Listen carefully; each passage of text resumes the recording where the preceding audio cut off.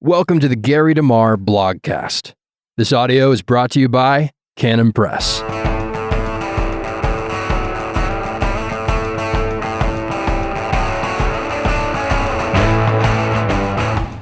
Welcome to the Gary DeMar blogcast. The topic of today's entry is, what is civil government's basis for morality?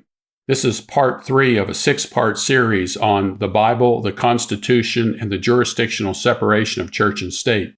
For a full transcript of the series, send an email to support@americanvision.org. Stanley Fish, writing in the New York Times, describes the way various philosophical traditions understand the role of religion in public life. He begins by pointing out that under classical liberalism, not to be confused with a leftist political philosophy, policy decisions should be made on the basis of secular reasons that, because they do not reflect the commitments or agendas of any religion, morality, or ideology, can be accepted as reasons by all citizens no matter what their individual beliefs and affiliations. The reasoning goes like this. It's okay to argue that a proposed piece of legislation will benefit the economy, or improve the nation's health, or strengthen national security, but it's not okay to argue that a proposed piece of legislation should be passed because it comports with a verse from the book of Genesis or corresponds to the will of God. So what is the ultimate basis for law? Where does morality find its justification, its jurisdictional legitimacy? Some say that democracy is the source of authority. Fish mentions all citizens. But there is no way that all citizens are ever going to agree on anything. And what if the views of all citizens change over time? All citizens seems to be another way of saying democracy. Let the majority of people determine what should be established law. Is the will of the people the basis of morality? Is democracy the moral cure-all? There is so much talk about democracy that few people have considered what our founders have said about it. Democracy is not a moral cure-all. John Winthrop, the first governor of Massachusetts Bay Colony, declared direct democracy to be the, and I'm quoting, the meanest and worst of all forms of government, close quote. John Cotton, a 17th century Puritan minister in Massachusetts, wrote in 1636, I quote, "Democracy I do not conceive that ever God did ordain as a fit government either for church or commonwealth. If the people be governors, who shall be governed?" James Madison, recognized as the father of the Constitution, wrote that democracies are spectacles of turbulence and contention. Pure democracies are incompatible with personal security or the rights of property. In general, they have been as short in their lives as they have been violent in their deaths. Close quote. John Adams, the second president of the United States, stated that the voice of the people is sometimes the voice of Muhammad, of Caesar, of Catiline, the Pope, and the devil. Francis A. Schaeffer described democracy as the dictatorship of the 51% with no controls and nothing with which to challenge the majority. The logic here is simple. He goes on to say, it means that if Hitler was able to get a 51% of the vote of the Germans, he had a right to kill the Jews. Every person approaches an ethical norm with a prior commitment to some fundamental interpretive principle. No one is without prior commitments. No one approaches anything from a neutral starting point. There is no agreed upon definition of reason or what's reasonable if reason is said to be the ultimate standard. So-called reasonable people disagree on what they claim to be reasonable. Even the Enlightenment skeptics acknowledge that reason is incompetent to answer any fundamental question about God, morality, or the meaning of life. Fish offers what he describes as a more severe version of the argument. Quote, "On the other hand, you are not supposed even to have religious thoughts when reflecting on the wisdom or folly of a piece of policy. Not only should you act secularly when you enter the public sphere, you should also think in a secular way. This means that if a person believes abortion is wrong and killing a human being at any stage of life is an affront to God's character and moral law, then just to have these thoughts would disqualify a person from entering the debate. Such a position would have disqualified those who signed the Declaration of Independence because they believed that God is the judge of the world and the creator who endowed us with life. The same is true for presidents who called for national days of prayer and thanksgiving, and even the Constitution itself, since it states that it was signed, and I'm quoting, in the year of our Lord 1787, a direct reference to Jesus Christ. Let's not forget that the Constitution in Article 1, Section 7, sets aside Sunday, the Lord's Day, as a day of rest for the president. What is the basis for morality if we evolved from a prebiotic soup of chemicals?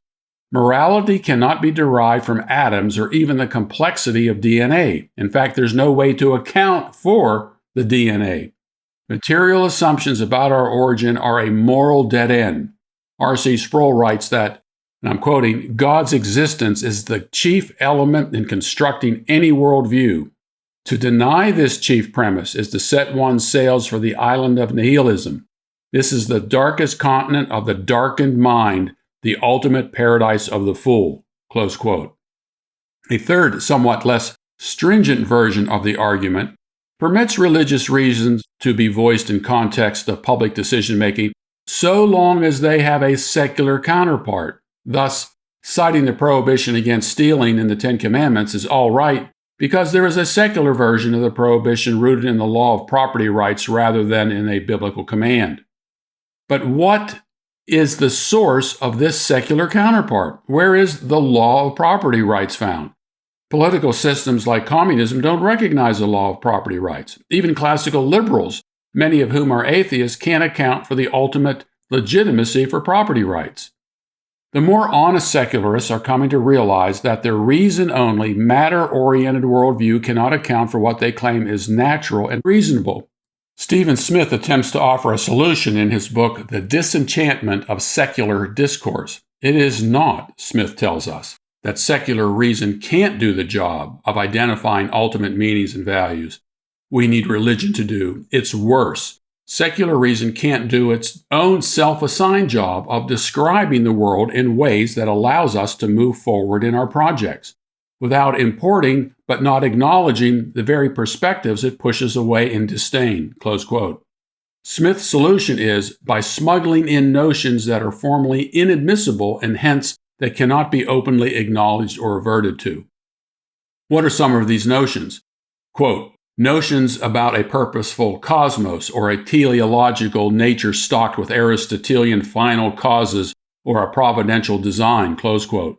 The reason these principles must be smuggled in is because they have been, and I quote, banished from secular discourse because they stipulate truth and value in advance rather than waiting for them to be revealed by the outcomes of rational calculation. But even these must be accounted for. Smuggled in from where and by whom? Who ultimately says? Fish's conclusion is fitting, insofar as modern liberal discourse rests on a distinction between reasons that emerge in the course of disinterested observation, secular reasons, and reasons that flow from a prior metaphysical commitment it hasn't got a leg to stand on, close quote.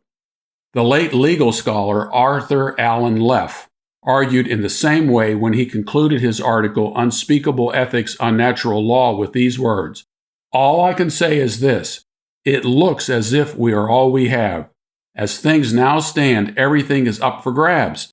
There is in the world such a thing as evil, which most people in fact believe to be true, but says who? Then he ends his lengthy article with, God help us. The materialists have no way of accounting for a legitimate and fixed moral basis for anything. Atheist regimes create their morality that can change from day to day as the dictator or party declares. This means that there is no way to account for jurisdictional separation or good and evil. They don't exist. The church is viewed as a competing authority and must be eliminated. No one knows from one day to the next what is good or evil when the whims of a dictator are the ultimate authority. Are men the property of the state, or are they free souls under God? This same battle continues throughout the world today. The Bible declares that civil governors are ministers of God, Romans 13:4, who are to make their rulings in terms of good and evil. But by what ultimate standard? We cannot live within the fluid boundaries of legal relativism. There must be a definitive and final legal standard of appeal to justify moral decisions at the personal and governmental levels. If not, then one judge's opinion is as good or as bad as another. Thank you for listening to the Gary DeMar blogcast. For more from Gary and American Vision, check out the American Vision collection in the Canon app.